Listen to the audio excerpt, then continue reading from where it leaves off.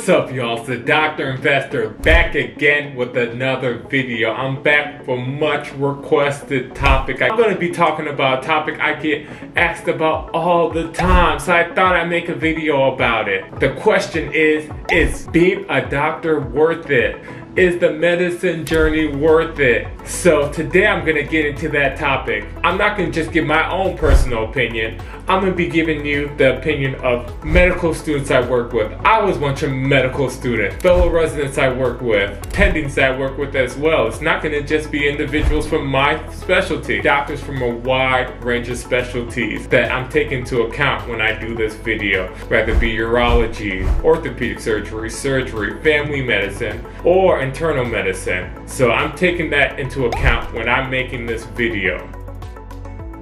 I'm a second-year resident, and the specialty that I'm in is family medicine. So let me tell you a little bit about my journey into getting into medicine. So I'm a second-generation immigrant. My parents are from the continent of Africa, and I'm sure many second-generation immigrants can relate to the statement I'm about to say. My parents made sure they instilled in me at a young age that if you want to be successful, there's 3 fields you can choose to enter. You can either be a doctor, which is number 1, a lawyer, or an engineer. Those are the only 3 fields you can enter if you want to be successful. And I also was brought up in the schooling system, as well as society was also telling me these things. If you're a highly motivated individual, the fields you can enter in order to be successful are those 3 fields I mentioned. Of those fields, the one I took interest to was medicine. I personally didn't have any family members, close friends, parents, or any mentors in the field of medicine. So I was just amused with the idea of being a doctor because I wanted to be a successful individual and I was highly motivated. So as I progressed in life, I then saw opportunities where I can interact with doctors. Towards the end of my high school career, I started shadowing a doctor within my community, and this was a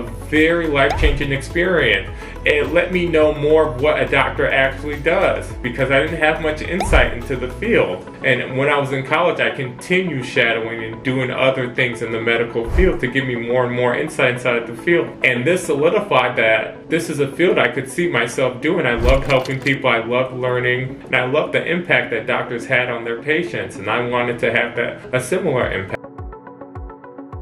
I do feel like in this generation, on top of society and the schooling system telling you that in order to be successful, medicine is a field you should go into, which is true. Now, in today's generation, they have social media and influencers that are glorifying the field of medicine and saying it's the most wonderful thing, which I can agree with. It is an amazing career to get into. But with social media, it does have a way of either showing you the very best sides of something or the very worst sides of something. So if it's showing you the very best sides of something, it could be just glamorizing this field, telling you that it's the very best thing in the world. But unfortunately, everything that glitters isn't gold. There is a malignant dark side to medicine. On the opposite side, there's a lot of individuals who do not like their career. They're exhausted. They feel like they're underpaid. They feel like they're overworked, undervalued. They're suffering from burnout, suffering from depression. This is a very real thing that goes on to medicine. So part of the reason I made this video is to give people better insight into the career of medicine and the journey of becoming a full-fledged attending physician, which a lot of people may not think about. I know I did not. I knew I just wanted to be a doctor. The journey wasn't something that I personally emphasized. I just knew it was something that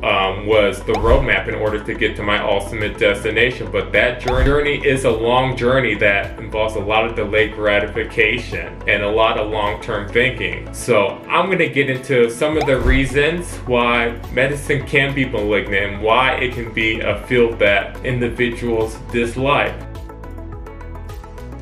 First, I'm going to get into a reason why many doctors have a negative view of medicine. It is because it takes a very long time to be a full-fledged attending doctor. In order to be an attending doctor, you have to do 4 years of high school, then 4 years of undergrad, and then you have to do 3 to 7 years of residency. So if you go all the way through with no gaps, at the very best, you're in your late 20s or early 30s before you're a full-fledged attending doctor. But the reality for many individuals, because medical school is so competitive, in order to increase their chances of getting accepted, a lot of people take gap years. You're getting graduate degrees, you're doing post-bac degrees, you're doing additional research. So you may take a gap year of anywhere from 2 to 4 years. If you are taking these gap years, you may be in your mid-30s before you're a full-fledged attending doctor.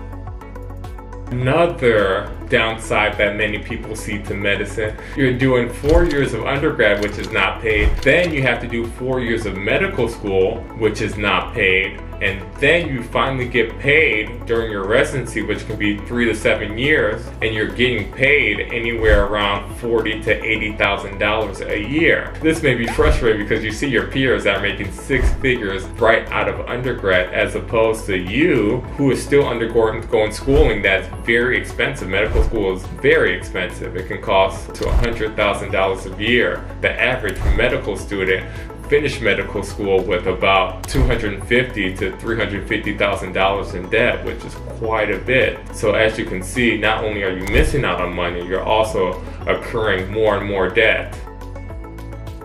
Another downside that many people see to medicine, an opportunity cost, is when you spend your time on one thing, which takes away time you could have spent on something else. And in medicine, the opportunity cost that you're giving up is not following the traditional route of your peers. Like I mentioned before, some of your peers are coming straight out of undergrad with $100,000, $200,000 jobs, who may have went into a different field, as opposed to you are still undergoing your schooling. It's an additional 4 years out of undergrad before you're getting paid, and you're not getting paid a substantial amount. You're getting paid $50,000 to $80,000 a year, which is still lower than probably most of your peers are getting paid. You may see your peers who are building their nest eggs, starting a foundation for their lives, starting a family, which is something that's very difficult to do in medical school because you're not making any money, and it's difficult to do in residency because you're not making any money and you are working a lot of hours. Another thing many doctors feel like they lack control of their life. I would say more so when you're in the start of your training. When you're a medical student, you're told to go to class on this time, go to clinic at this time, show up for the test on this time. So a lot of your schedule is dictated by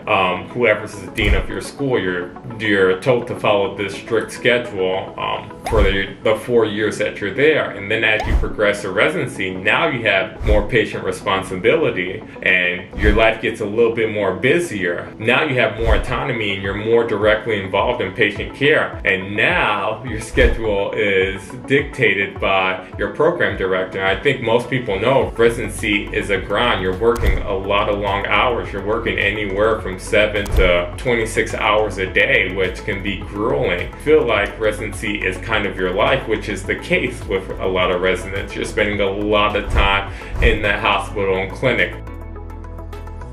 Another thing is, along this journey, you have to do a lot of learning. You're constantly taking tests. There's test after test after test. If you are someone who likes to learn, likes to take tests, and consider yourself a lifelong learner, medicine is the career for you. But if you do choose to go into medicine, just know you're going to be studying a lot while you're in medical school. You're going to be spending a lot of your time studying and a lot of your time test taking. To some people that can be a downside, to some people that's a plus. Some people really do like learning about the human body. The human body is a very intricate machine. Being on the other side, I can see why it takes 4 years to teach an individual about the human body. It's a very intricate machine.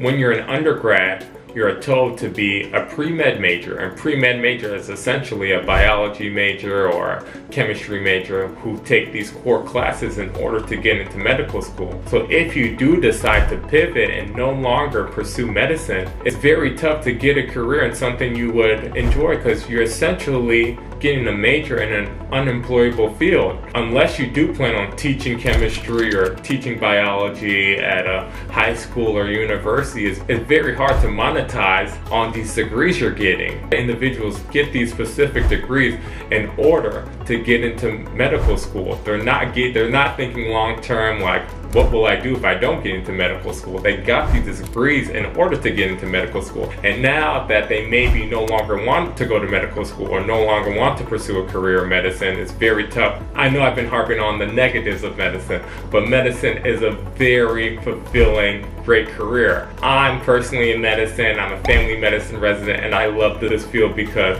the continuity I get to have with patients, be able to take care of all age ranges. I get to take care of newborns to elderly individuals. So I do think I picked the specialty that best fits me. So now let me get into some of the positives of being in the medical field. The first positive I'm going to get into: medicine is a very highly desirable and highly respected field. So if you want to be in a highly respected field, being a doctor is probably tier 1 of careers you can get into that will be well respected. No matter where you go, if you tell an individual you're a doctor, it carries some weight with that. I know I mentioned a lot of people on their medical journey may feel like they have no control over their life, but this changes as you progress further and further in your career. Once you're a full-fledged attending, you do have more control over your life. You can choose to be as busy or not busy as you want to. If you do want to work half days, you can choose to find a position where you're working half days. You're not working resident hours that are, like I said, 7 to 26 hours a day. Once you're attending, you can work however much or however little you want to work. As you progress, you do have more flexibility of how you want to shape your day-to-day life, especially if you have a partner, if you have a family that's also making a decent income. You may just want to work part-time. Working part-time as an attendant, you can still make a decent amount of money. You can still make 6 figures working part-time as a doctor, which is a pretty good salary. As you progress in your medical journey, you tend to get more and more autonomy as you progress. Once you're a resident, you start to be more involved into patient care. You have more say in what treatments patients get. And as you're attending, you have the final say. Like, you're the individual that gets to say in what happens in patient care. What would you alternatively do if you were not a doctor? A major thing that draws a lot of individuals to medicine is the potential income you can earn. As I mentioned before, a lot of people who come out of medical school on average have debt ranging anywhere from $250,000 to $350,000. And the reason a lot of people are willing to take on that debt is because you have the potential to earn a lot of income in medicine. So on average, the average physician earns $300,000. And there's a wide range of salaries of physicians. Some physicians are making upwards of $2 million a year. Some physicians are making around $250,000 a year. But on average, it's $300,000 a year. So being a physician, you're typically going to be in the top 2 percentile of earners within the United States, which is a big draw to the profession. Though it is a long journey, it does put you on pace to be one of the top earners within the United States. Another big plus to being a physician is you get to be in a very stable career where your job is in high demand. As many people know, the population worldwide is getting older, and with this older population, they're going to need more physicians to take care of this older population, and there's not enough physicians in the field to meet the demand of what will be needed and what is currently needed.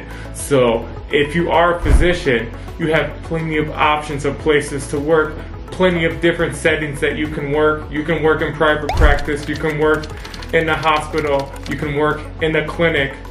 There's so many options, and in every one of these options, there are not enough physicians to meet the demand. So being a physician puts you in a career where you're in high demand as opposed to some other careers. Now we're approaching what many people think to be a recession coming on, and the average person, it takes the average person around 3 to 4 months just to find a job in their career, and these are very educated people. But that is not the case when you go into medicine. There's always always programs, there's always institutions looking for physicians. There's not enough physicians to meet the demand at many of these institutions. For any individual that plans to go into medicine, one thing I would highly recommend to you is make a list of your priorities. What is important to you in life? Do you like to have control of your everyday schedule? Do you want to start a family early? Do you want to prioritize finding a partner so you can start a family? What is important to you? I think once you are able to define that, then you may be better able to define if medicine is a career for you. And if medicine is a career for you, make sure you find mentors in the field that you want to go into. Find multiple mentors in medicine. I know it may be tough because a lot of doctors are busy, but I think mentorship can provide you great insight as to if this field is for you or not. So if you like this video, you know what to do. Make sure you smash that like button, make sure you smash that subscribe button, and leave a comment. If you know anybody that will benefit from my videos, make sure you are sharing this video with them. I'm doing a special giveaway. For every 100 likes, I'm gonna be giving away a $50 gift card. For every 100 likes. Likes are very important for my channel.